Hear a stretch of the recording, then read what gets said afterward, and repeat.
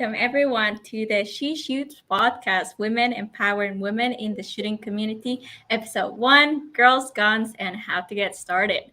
So first of all, I'd like to thank our amazing sponsors, Cabela's Canada Outdoor Fun, Savage Arms, Beretta, Vortex, and Hunt Fuel Coffee Company. So if at any point any of you guys have any questions or comments for us, please make sure to leave them in our comment box below. Either if you're on our YouTube live stream or the Facebook live stream, we'll be able to see all of those comments. And talking about the comments, actually, we do have a prize at the end of the podcast. It's a $25 Cabela's gift card. And all you have to do to enter the prize is make sure you enter a comment below. That's how you enter. Plain and simple, super easy. So to get started, let's actually introduce all our hosts. So I'll start with myself. My name is Regina Ruiz Ordóñez, and I'm from the Canadian University Shooting Federation Women's Program Director. So CUSF, let's talk a little bit about CUSF. So CUSF, its main goal is aiding in the creation of the university gun clubs and also bringing the younger generations into the firearms community. For the women's program side of it is bringing more women into the community, young, and also bringing the already existing women into the connecting us together, right? And all of us talking and just creating a space for us to be comfortable and be part of. And that being said, now I'd like to introduce Kelly Melanson, and she is from Project Mapleseed, a Slamfire radio podcast host, and the CCFR Women's Program Director. Hey, everybody. I'm Kelly. I'm with Project Mapleseed. So Project Mapleseed is working in partnership with Canadian University Shooting Federation. So what that is Project Mapleseed is a rifle marksmanship program, and we teach the fundamentals of marksmanship to Canadians across the country. We're a national program.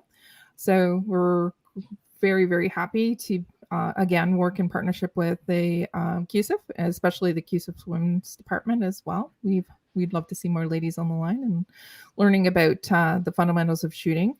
And you can also tune in on Thursday nights for Slamfire Radio, where we'll talk to Canadians about, shooting, and as well the CCFR Women's Program.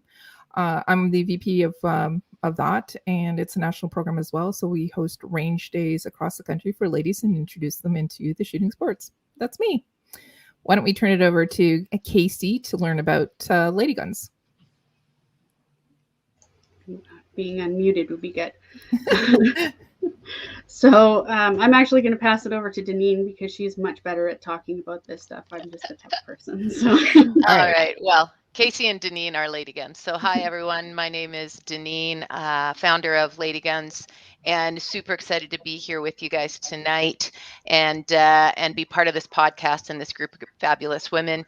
What is LadyGuns? We're a group of shooting, hunting, and outdoor enthusiasts. We get women together for events at gun ranges, indoors and outdoors, adventure days, and doing podcasts and really connecting the women in that community. So we are, like I said, really excited to be part of this. And Casey, as she said, is the tech. She did all the amazing work to put us on your screen tonight. So that is us. And now I guess we got to move over to why we're here and introduce our guest speaker tonight. So our guest speaker is Delano, and I'm not even going to try to say your last name, Delano. I'll let you do that. But we're excited to have you on the show tonight, Delano. We're excited. We're talking about how to get started, and you've got lots to share with us. So what my job is right now is to introduce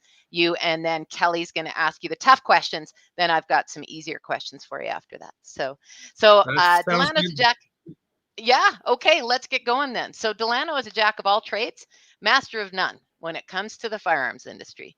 His story began in 2012 when he and some eager fellers started the University of Calgary Firearms Association. During his tenure of president, he worked for a firearms manufacturer as an engineering intern. Post-graduation, Delano became a certified instructor for the Canadian Firearms Safety course, which is what we're talking about tonight, and is nearing the 5-year mark of instructing, teaching thousands of students here in Alberta. Delano's most recent venture is the industry side of things, and he started Canada First Ammo Corp, and I hope we'll get a little pitch in for you guys later on that. And they're marketing Canadian product into the firearms community. Delano loves the sport. He loves the safety aspect and educating others. And the note says here, he likes to leave his phone in his truck and also get out hunting. So welcome, Delano, and welcome to the first ever episode of She Shoots. Hey, thanks for having me. I've already noticed that, one thing differs from me to all the other hosts, and it's that I'm not scripted, and you guys are. Thanks for having me on here. I'm excited. Well, it's great to have you on. So if you don't mind, I'm going to be asking you some questions. Are you okay with that? I've known Delano for a little while. So what if I said no? Then it's going to be a short podcast. Okay. So. I think we've done podcasts together. Hey, Kelly, I think I've been on Fire at least once or twice. Yeah. Yeah, you have. So it's great to see you again. And also at our podcasters charity shoot, you were there too. So yes. In Alberta. It was great to see you and meet you finally in person too. So Denise did a really good job with introducing you and giving you a little bit about your background. But why don't you tell the ladies that are and those that are listening or watching why exactly you wanted to get into the shooting sports? What got you started? Well, I wanted to get into the shooting sports. Well, I got in as a lot of folks here in Alberta do, and it was through the hunting side of things. My father's been hunting for years, and I remember waking up, I was probably, 10, 11 years old, and my dad is just like, hey, guess what? You're coming hunting with me. And we went out to the same spot that I hunt now, and ended up just walking through the bush. It was, snowy November day type of thing.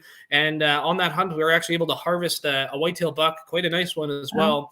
And ever since then, I've been hooked on it.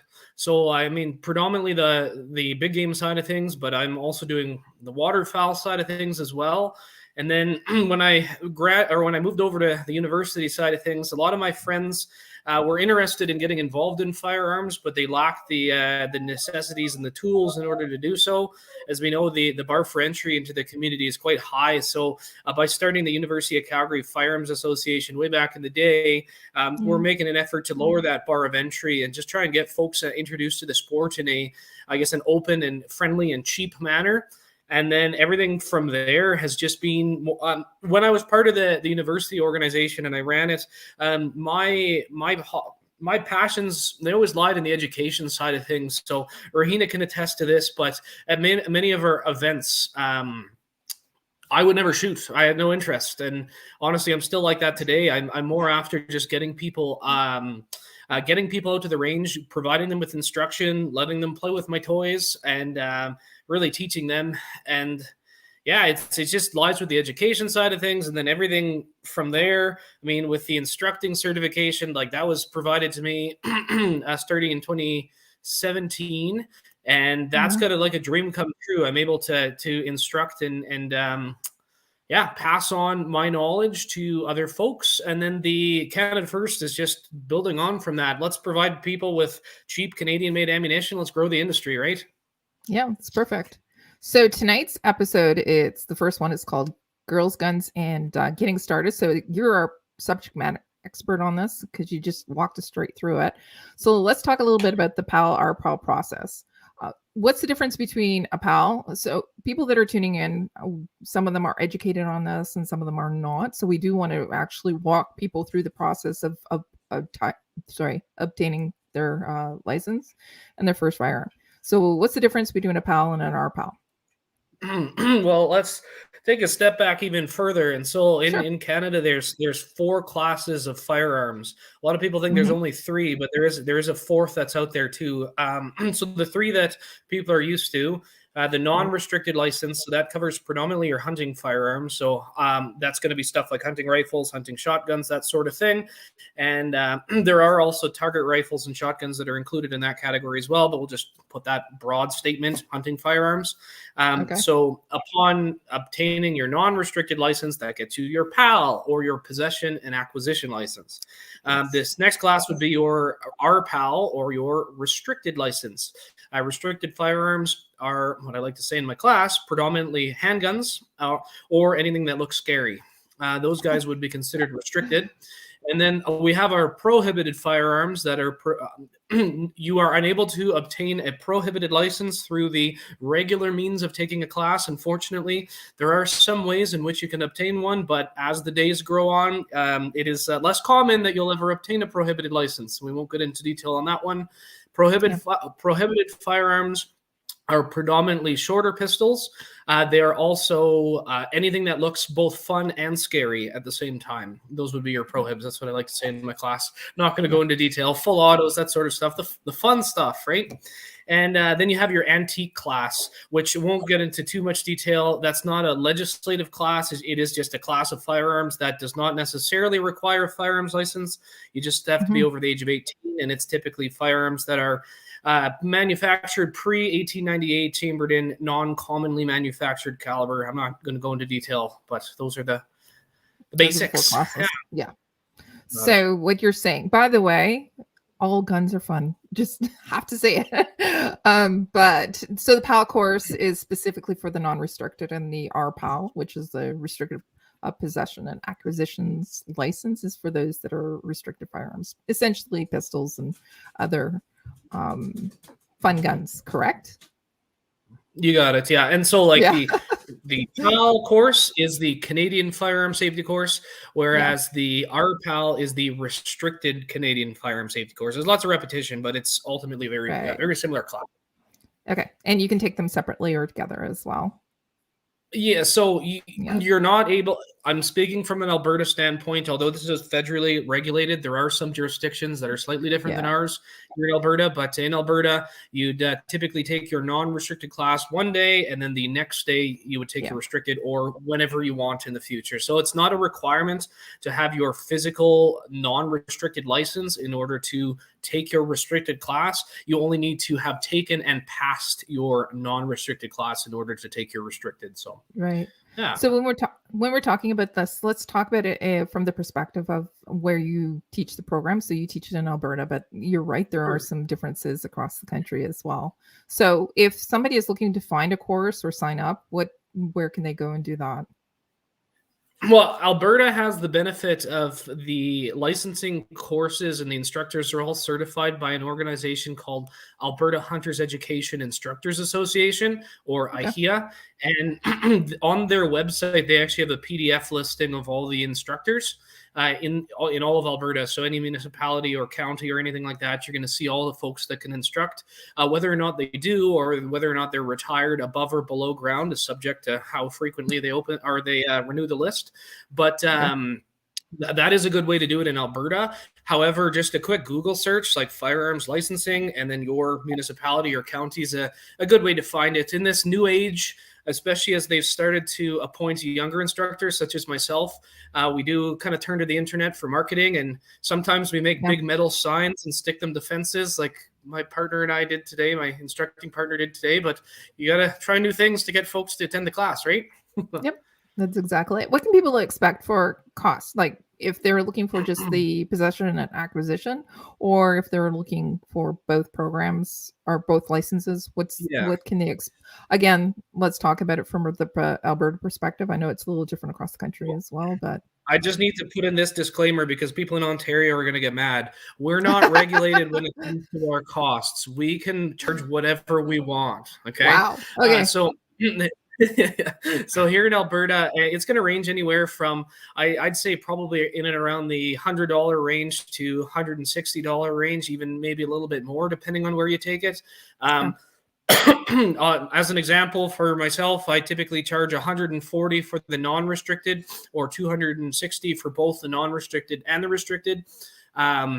And if they're students, so whether they're university students or they're high school students or whatever it is, we just charge a flat $75 rate per class. So I was a student once.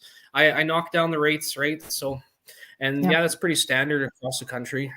Yeah, we typically will see, like you said, Ontario will get mad at you. You're right, because it's a couple $100 here if you want to take both courses, so or both I mean, licenses. So yeah, I'd have no problem charging that, but not in a want to pass on the education. right. And that's exactly it. It's important for you to pass on the education, but also people to want to be successful in this program and also be able to take the program too. So cost effective. Yeah, exactly. Okay. So what's some things that people can expect when they arrive? Do they need it to prep in? What do they need to prepare in advance? Do they need equipment or anything like that? You're bringing the guns, right? They're not bringing the guns. They don't have a license. Yeah, so typically I won't require anybody to do any sort of preparation in advance. I don't necessarily recommend it. The course is designed for, I believe, a grade 10 reading level or something along those lines. So if Okay. people actually show up and put the effort in, like they will pass with flying colors and they will learn a lot. And, Yeah. that's kind of the intention. If there are people that, some of the younger folks, because you do only have to be 12 in order to take the non-restricted licensing class.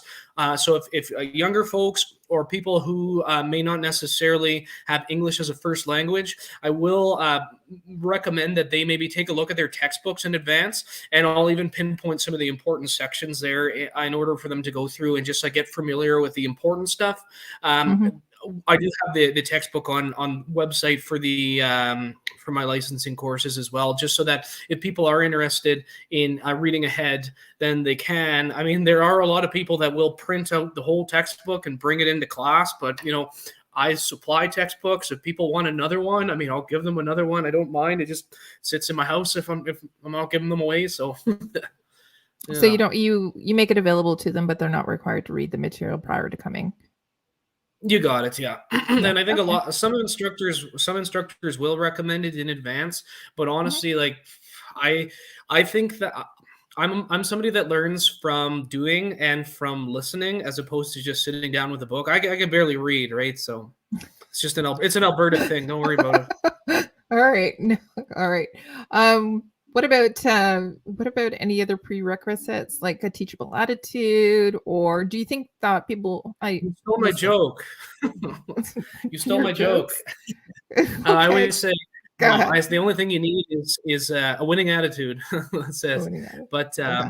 no, there's really no overall prerequisites or anything like that. It's like as long as people show up and they're willing to learn, they're going to do Mhm. well in the course, and they're going to walk away with a lot of knowledge and a lot of practical skills that they can apply to real life when they're out on the range. That being said. The little bit of a disclaimer: the course Okay. is not necessarily meant to make you James Bond. That's what I tell people. Like if they happen to go to the range and they line up the crosshairs on the target, they pull the trigger, they may not hit where they want to hit. And firearms are like many other sports. It's something that you require a lot of time, a lot of effort, a lot of research in order to actually do well. So I am there to teach you the principles of safety. I am there to teach you the principles of legislation, or at least try to before they change on us constantly. I'm not there to make you a professional shooter. That's on you. And I'll Yeah. help you with the ammo, but I'm not going to come hold your hand. There are other classes that that are instructed by far more qualified people than me when it comes to the practical skills associated Right. with the firearms training. So yeah. So just to clarify, it's a Canadian firearms safety course that's specifically and you will learn about the legislation because you need to be able to abide by it, specifically transportation, storage laws, etc.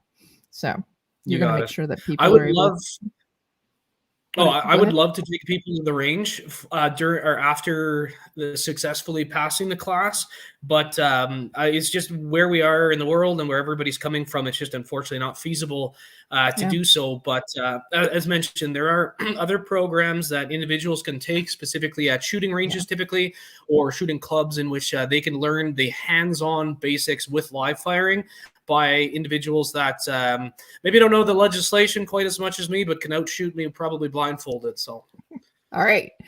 Let's talk about how long it's going to take for somebody. So how long is the class? Let's say it's a uh, the PAL course. How long is a Yeah, I can go class over going to both. take? So the non-restricted is typically it's an 8-hour class. Then after the 8-hour class, there will be a couple of exams that you have to pass. So both a practical and a written exam. A score of 80% or higher on both is required in order to pass the class as a whole. Your restricted is anywhere from 4 to 6 hours, depending on what the non-restricted class was like.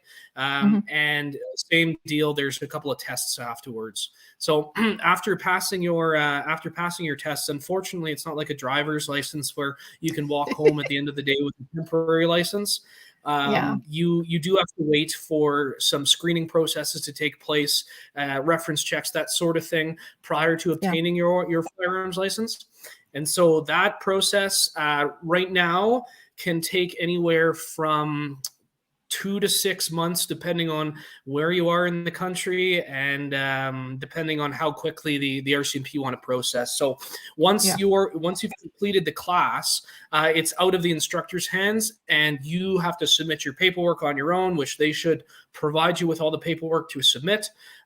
If you ever lose that paperwork, you can find it online, contact any instructor, and they'll in your province, they'll hopefully be able to direct you as to where you can get it. And as mentioned, the process takes anywhere from 2 to 6 months, depending on where you are.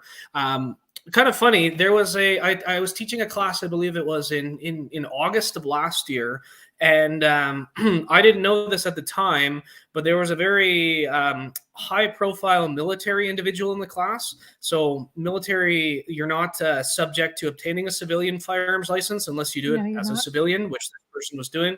And their licenses were all processed in under a month and a half, the entire class. So I don't know this for sure, but I think somebody called his friends.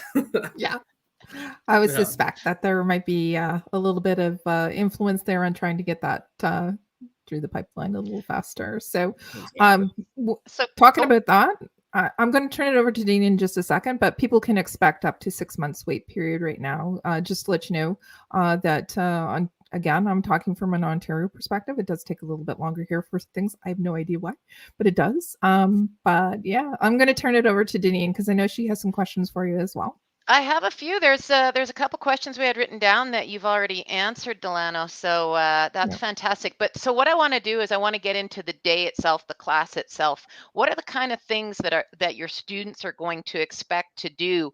Hands-on, identification, discussions. Tell us a little bit about the subject matter that's in the course. Yeah, for sure. I mean, the more stories I get to tell, the better from my perspective, but that doesn't necessarily benefit everybody else. Usually the days involve, I'd say my days are probably 4 to 5 hours of instruction. So that's when I would be standing up front and just speaking loudly at the students, just with regards to the legislation that they're required to know, as well as all the tips and tricks I've learned over the years. So that's predominantly on the legislation and the safety side of things. And additionally, the remainder of the time will be spent with hands-on instruction. So we do have firearms and ammunition that are all deactivated. So under no circumstances will the firearm or the ammunition be able to discharge to any capacity. We have those guys scattered across the room, pointed in a safe direction. And the individuals taking the class will have... Well, first of all, I'll instruct them how to conduct acts and prove, which are your two basic acronyms of firearm safety. It basically just means you're pointing the firearm in the safe direction, you're keeping your finger off the trigger, and you're making sure that thing is completely clear of ammunition. But they'll all know how to do that prior to handling, and usually will know how to do the loading and unloading prior to handling. Sometimes other instructors will give them a lot more breaks where they may not know how to load the first time they touch the firearms. But anyways, by the end of the day, the hands-on instruction portion is predominantly focused on making the firearm safe, and also knowing how to load and unload it properly as well. So those are the two major aspects I'd say that the course entitles from a hands-on perspective. Yeah. What about identification of the different kinds of firearms that a new gun owner might have the option to purchase or use? For Do you sure. go through that as well? So Yeah, we do go through that as well. But being in Alberta, I mean, everybody kind of came out of the womb with a firearm in their hand. So, I hold up a lever action at the front of the class, and they're like, my grandpa had 3 of those in the barn, right? That's just the way that it is here in Alberta. Everybody seems to already know that, but it is brought up multiple times through the duration of the class, just being able to identify action types just by looking at them, and then any sort of additional clarifications or additional, I guess, features that exist on the firearms. I agree, Brad. Berta. Any additional? Sorry, that's just in the comments there. Any additional ways to identify said firearms? Where it starts to get a little bit more in depth will be on the restricted side of things, as you will have to be able to identify single action and double action, predominantly on the revolving action side of things. But yeah, so to answer your question, yes, there is plenty of time for firearm identification in the course. Excellent. And now I was just going to ask what the difference is with RPEL, but you've covered it. You're going to go through the different actions, and for some of those people who've never got to see a revolver, they get to see the difference between the different kinds of pistols. So that's kind of cool. So so the course is taken, and then they have a bunch of paperwork to fill out. Do they do it there and then send it away, or do they go home? How does the paperwork portion work out in the class? Yeah, of course. So the course reports, so those are basically report cards from the course itself, will be filled out by a combination of the instructor and the student. So those will be completed the day of the class. The application itself, I mean, I'm always sticking around afterwards, after classes, usually just hanging out with the other instructor and our proctors. But so there are a lot of students that will stick around afterwards and complete the application and ask any questions. 20C is no for anybody that's applying for their application. It's going to be no for pretty much everybody. Okay. So there are some people that stick around afterwards and just make sure that they've done it correctly, which is excellent. Because if they don't do that, then I end up getting a text or a call the next day being, what is 20C? Yeah, it's no. That's what I said during the class, right?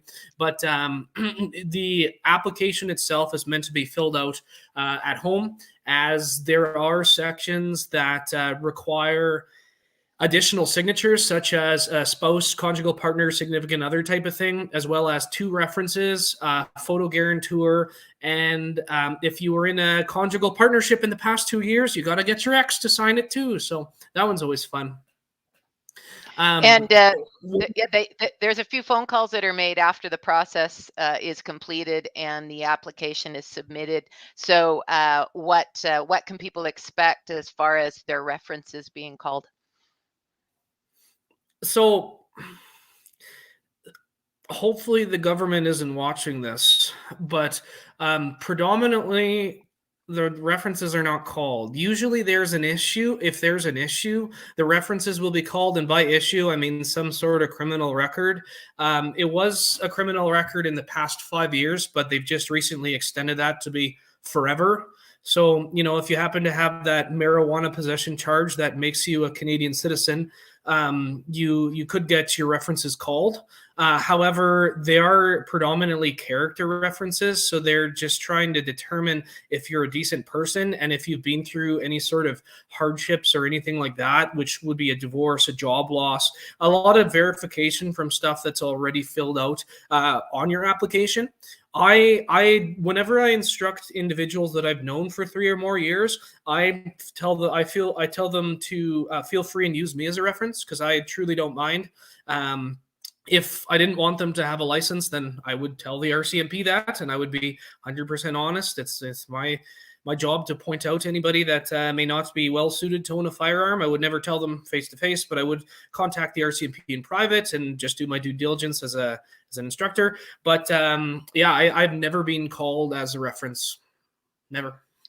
All right. Well, so one thing that comes to mind that a lot of people that are new firearms owners or not yet firearms owners aren't aware of is how often we as licensed firearms owners are checked in the system. Do you want to share with us what happens once you become a licensed firearms owner? Yeah, for sure, especially on the restricted side of things. You're subject to a daily background check as a restricted firearms owner or possession of a restricted license.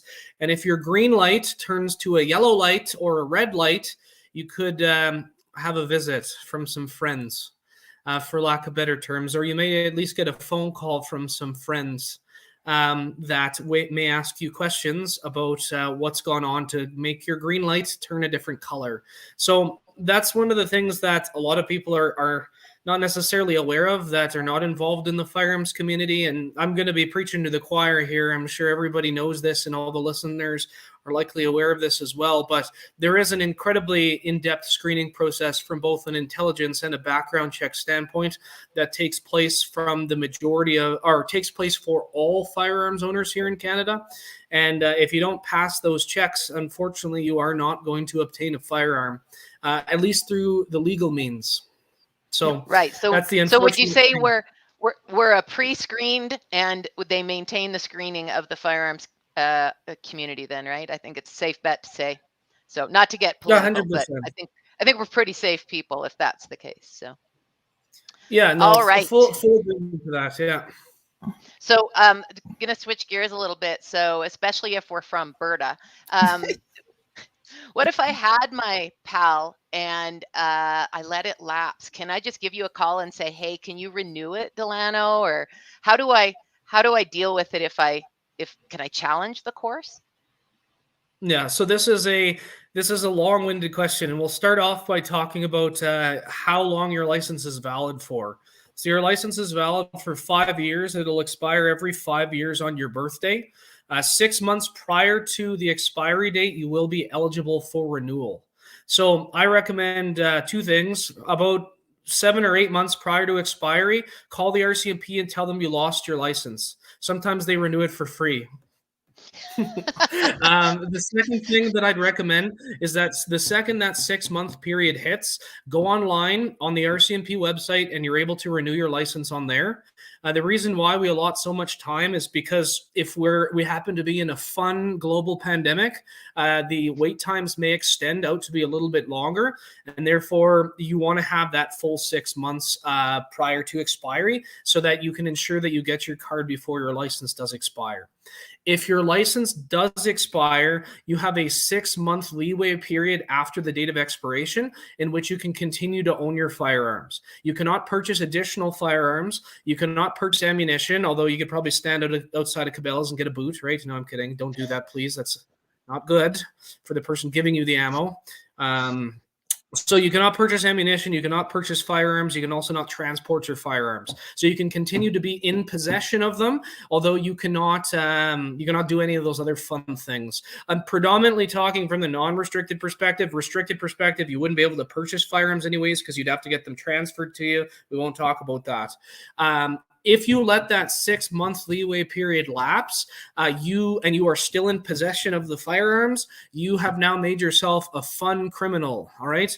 So that's good. The other downside to that as well is that you are no longer able to renew your license online. You must renew your license via snail mail. So it prolongs the process even more. So hefty recommendation is to get that license as soon as you're eligible for renewal. Please renew it online as soon as you can. All right. And I found the online process is easy, super easy, right? The online process, 100%. I've done it a couple times. Yeah, super easy. And you got to take a selfie too, so that's fun. For the online renewal, you got to take a selfie, so that's cool. Yeah. Make sure you're not wearing a hat or sunglasses during your selfie, otherwise they get upset. So, and to answer your question about challenging, I can't remember the dates. Something gears me towards 2014 or something like that. Could even be 2017. I don't remember the exact date, but as of mid 2010s, you're no longer able to challenge the exams. All right, so. You do still have to sit through your classes, but if you have ever had a PAL or an RPAL, or in some cases a POL, which is a possession-only license, you are not required to take your firearms licensing course again. So even if you let your license lapse, you are not required to take the course again. You will have to provide evidence of passing the course when you go and apply for your license to be renewed, and that's when it could get a little bit difficult. If you're in Alberta, contact me. I'll help you. If you're not in Alberta, contact an instructor, and hopefully they'll be able to direct you to the individuals for your province that can help you get that evidence of passing. It was Outstanding. 2017, by the way. Okay. I got it kind of right. Sort of. You were closing in on it real good there. So, all right. So to all of those people that are interested in getting their firearms license because they want to go hunting, what is the difference between your hunter safety course and your PAL course? And do you need both, or can you just get your hunting license? Okay, so let's Alberta perspective. Please, nobody else get upset with me. The firearms class is federally regulated. It is just to obtain your firearms and your ammunition. So you can have that without having your hunting license. When it comes to your hunting license, you can have that without having your firearms license, as well as you can hunt with a bow and arrow or other primitive means that may not require a firearm. You are also have the ability to go out hunting with individuals that are licensed and have their firearms license, as long as you are in their direct control at all times. So what that means is going to be based off of the conservation officer that's pulling you over, but we're not going to get into detail with that. The hunting license predominantly focused on animal identification, as well as the regulations for your specific province. So they are geared towards hunting. They are different classes, and most firearms instructors that I know will touch on the regulations of their specific province, because a lot of individuals that are taking the firearms class likely want to get into hunting to some capacity. So referencing, small tidbits of the regulations, like magazine capacity for migratory game birds. That's one that I like to talk about, right? That's the reason why all your shotguns are plugged. Yeah, so they're all intertwined, so it's not uncommon for instructors of either course to touch on the other course. So.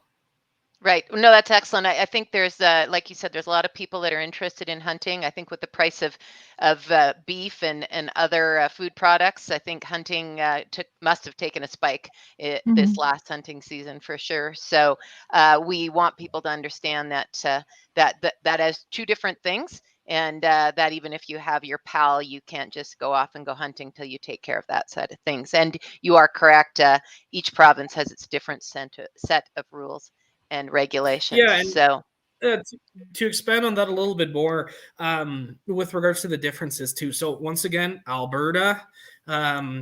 So when we're talking about hunting, we're talking about animals recognized as specific animals for hunting, such as big game animals, migratory game birds, upland game birds, that sort of thing. There are exceptions to the hunting regulations for things that do not lie in the hunting regulations. So as an example, gophers, you do not require a hunting license, at least not in Alberta, to hunt gophers, and stuff like coyotes as well. Given certain circumstances, you are able to dispatch coyotes as well. But other fur-bearing animals, just do your research. You should always be doing your research whenever it comes to any sort of firearm regulation or hunting regulation. Do your research and ensure that what you're doing is legal and ethical. So. Good points. Good points. So I have one other question for you that came to mind. What are some of the things that people find perhaps surprising when they take the course? I know there's a lot of people assume that we're the same as the US a lot when it comes to firearms. And we've already talked tonight about how we're screened and there's restrictions. But things like storage, transportation, where do you put your ammunition versus your gun? Are there a few things that people find surprising when you're going through the course? Yeah, I mean, the biggest surprise usually comes at the end when we're going through the application and they realize they have to tell their ex they're getting a gun. Well, if they've been together within the past 2 years. But I've had some cute stories come out of that. One couple ended up getting back together like on the phone. Oh, well, it all started from a phone call. The guy's like, "Hey, I'm getting a gun," and they ended up getting back together because of it. But that is one of the big surprises. One of the other surprises is that people display their firearms.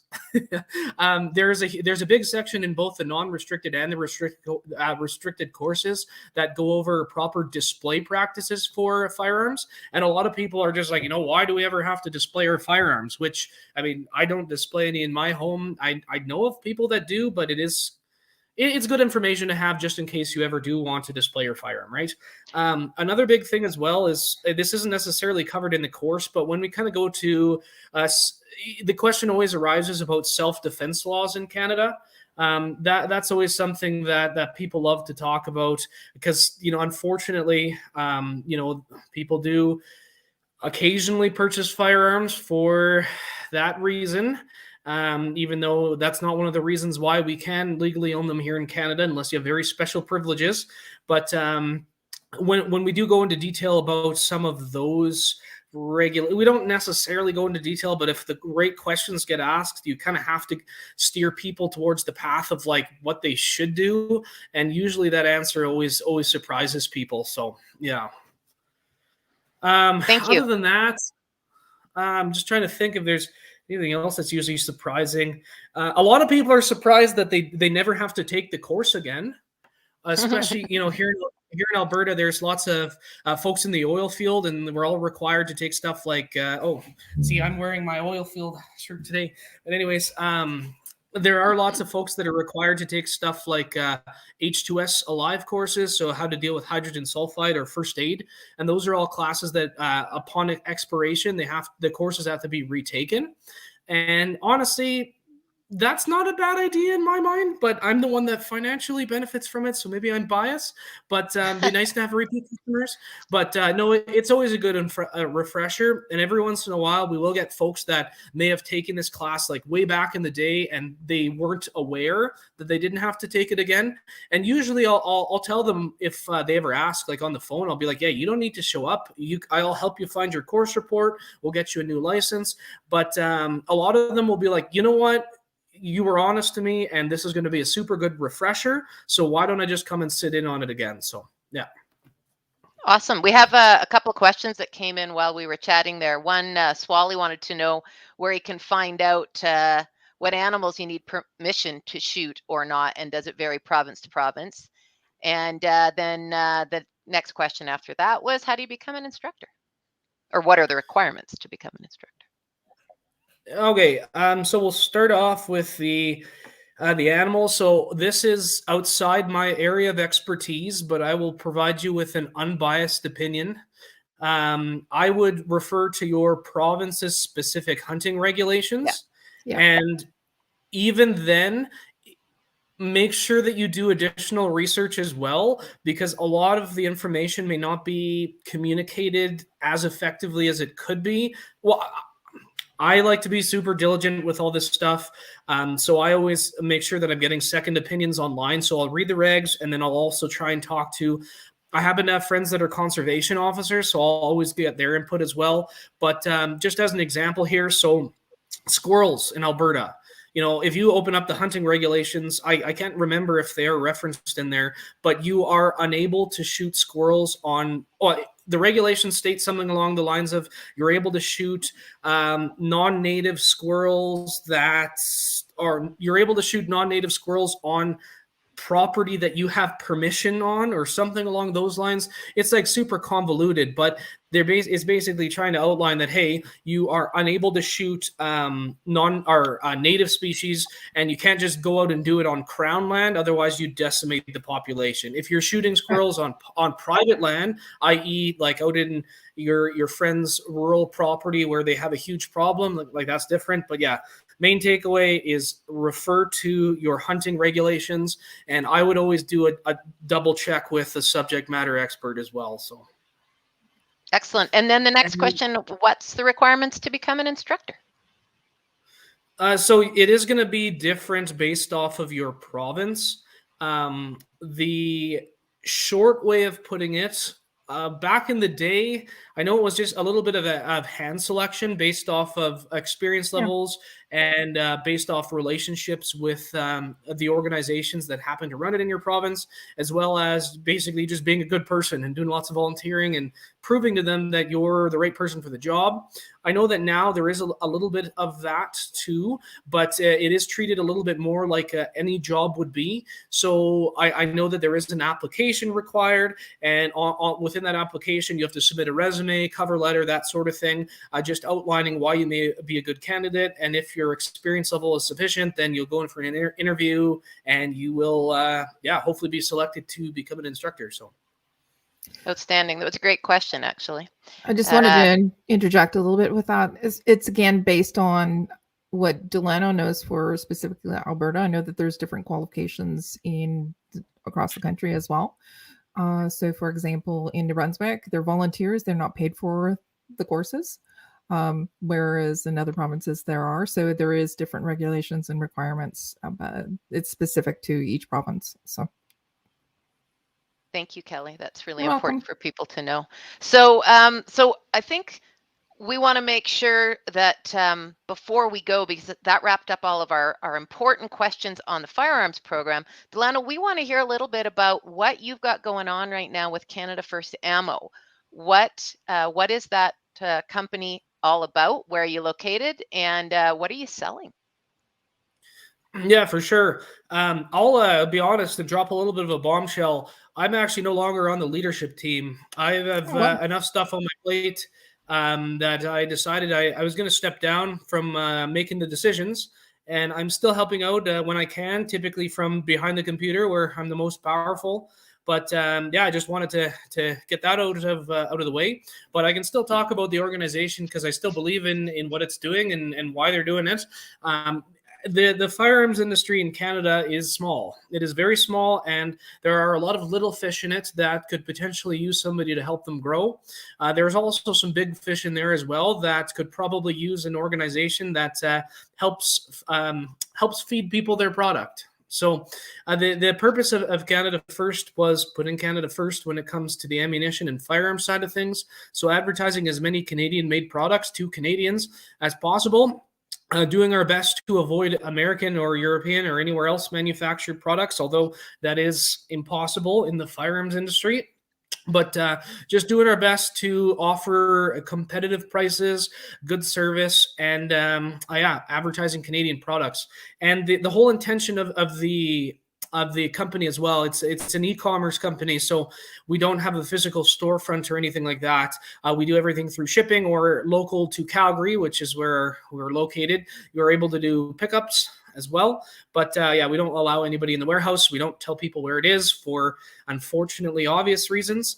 But I had something else that I was going to say that was going to be really sappy, and I can't remember what it was now. Well, maybe it'll come back to you. Okay.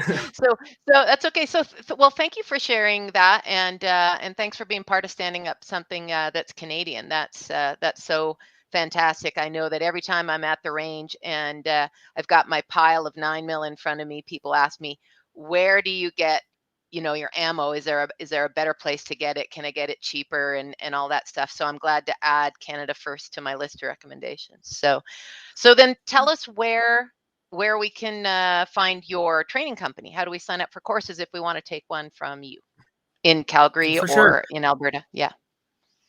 Yeah, I'll just take a step back because I remember the corny thing that I wanted to say. Basically, it's not actually that corny, but basically, one of the things that we wanted to replicate was your experience at a physical gun store. So, if you walk into a physical, like boots on the ground, mom and pop gun store or that, you are going to have the ability to communicate with the staff there. You likely have a similar mindset. You're likely going to talk about daily events. You're going to laugh, you're going to smile, and we wanted to replicate that as best as possible. So we have many lines of communication, such as live chats on the website, Facebook, Instagram, all that. Twitter, I think Dave has Twitter. I don't know. All that sort of fun stuff. To go to the licensing side of things, so you could look up the my Facebook page. So it'll probably show on the bottom of the screen at some point, or it has been. Oh, there we go. Look at that. Affordable Firearms Licensing Alberta is my organization, and I'm also instructing with another instructor in Alberta, and his website is 2020firearmssafety.ca, or if you just Google 2020 firearm safety, all my stuff is on his website. He's taken full advantage of me. So if I ever want to get out, I can. Thanks, Jeff. I hope you're listening to this. He's not. But Thank you for and that. then with regards to where where I'm instructing, just east of Calgary right now, just off the 1A, a little town called Cheadle. So that's where we're teaching right now. Outstanding. Well, thank you so much for all of your fantastic information. I hope that people listening and people that tune in and listen to this later have a better idea of what to expect when they take their course. You didn't make it sound too scary, and everybody on screen has gone through it. So obviously we were able to survive. So I think it's easily achievable for anybody. So okay, well, I think that concludes our questions. I think we're going to run through some upcoming events, right, Rahina? Yeah, absolutely. So we want to make sure you guys know what's happening with organizations in the near future, right? So I'll start with CUSF. So for CUSF on February 6th, we are having a sports shooting conference. So for any information regarding that, you can go to conference.cusf.ca or just the CUSF website, which is just cusf.ca as well. And it'll have all the information regarding the sports shooting conference. And then I'll hand it over to Deneen because I know LadyGuns is having a very exciting event coming up in a few weeks. We do. We've got it. It's not for the firearms community per se, but lots of people that are into firearms are into hunting and outdoor adventures. And so, in addition to firearms-related activities, we work with some other amazing people to get out and do adventure things. So we're working with Lisa Roper from Lisa Roper Outdoors on a ladies ice fishing adventure in Lac La Biche, Alberta. So some of us are camping on the ice in huts. Some are staying in local hotels, but it is on the 12th and 13th of February. And each day is going to be filled with workshops. And there's, like I said, ice huts and tents. You're going to learn how to fish. You don't need to have any gear. You just need to have that positive mindset and be willing to stick your hands in icy water. But we're doing it, and Saturday's already sold out. 25 women have bought tickets, and Sunday is closing out rather quickly. So if anybody out there is interested in an ice fishing adventure in northern Alberta on Lac La Biche Lake, that's where you check it out. You find the information on ladyguns.ca or Lisa Roper Outdoors. And yeah, hope to see you there. We're excited about that. Other than that, Casey and I are closing in on some ladies' nights. We're going back to what we used to do, which is Thursday nights in Calgary.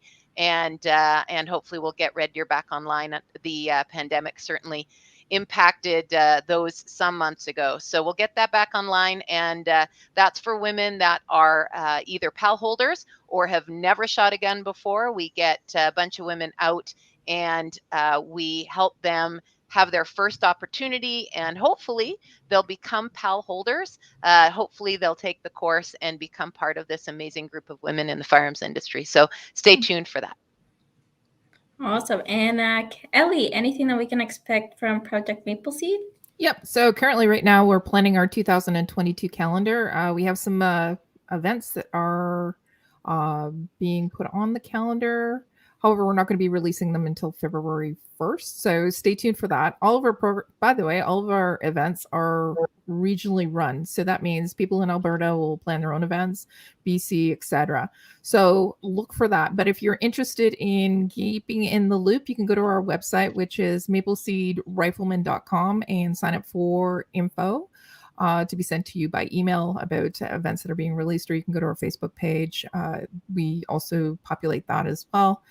The other thing is also just to give you a hint from the women's perspective for Project Mapleseed, we're always looking to do Ladies' Day events. So if you or your range are interested, just shoot us off an email at info@mapleseedrifleman.com, and I get that so I can talk to you about that. The other thing is also stay tuned for some of our CCFR events as well for Ladies' Days.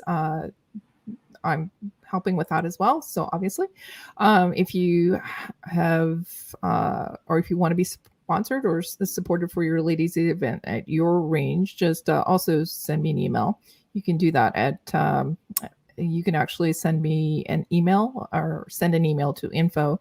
Sorry, send an email to info@firearmsrights.ca and they'll pass it on to me as well. So that's a lot, isn't it? All right. Anyways, I'll turn it back over to Casey and Rahina. Casey and Rahina are going to talk about the prize package. Everybody that's been making comments. So, $25 Cabela's gift certificate. Let's look at who's going to win that. Yeah. So Oh, we Casey, did, what do you have? Yeah, so I have a random number generator and I'm just counting down whatever number it picked on the comments, and the winner is Sailor Girl K1. So this is from YouTube, so I will contact you through YouTube and we'll arrange how to get that $25 gift certificate to you. Congratulations. That's Yay. awesome. Thanks for all your Congrats. comments. Appreciate everybody's comments. It's great to Yeah. see and lots of good questions. So that's fantastic. Yeah, absolutely. It's always nice to see all of that. I guess anything else that we missed to touch on? I think we're pretty No, good, I right? think just some closing comments, some thank yous, and some sponsors, but I'll leave that all up to you. Sounds great. So yeah, just to close it off, I'll just like to once again thank Delano for coming on our first episode for the day. It was great to talk to him and hear him say what he had to say about the courses and just teach us some things that I didn't even know myself. So it's always great to know that. Other than that, don't forget so She Shoots episodes will be once a month, so the second Tuesday of every month. So our next episode is coming up February 8th, and we're very excited because we'll be having some ladies from the CCFR Gunny Girls calendar. So it'll be very exciting to talk to some of those ladies and see what they have to say. I haven't met any of them, so really excited to see. I know that Deneen and Casey were part of the Gunny Girl calendar this year, and they met some of those other ladies, so very excited to meet them. Yeah, other than that, just don't forget to talk to us about your friends. So leave your comments, like our pages, and yeah, make sure to come back for our next episode. Once again, I'd like to mention our sponsors. We have Cabela's Canada Outdoor Fun, Savage Arms, Beretta, Vortex, and Hunt Fuel Coffee Company. Always happy to have them sponsor us. And I got nothing else to say, so thank you all for coming, and we'll see you next time. Thanks, ladies.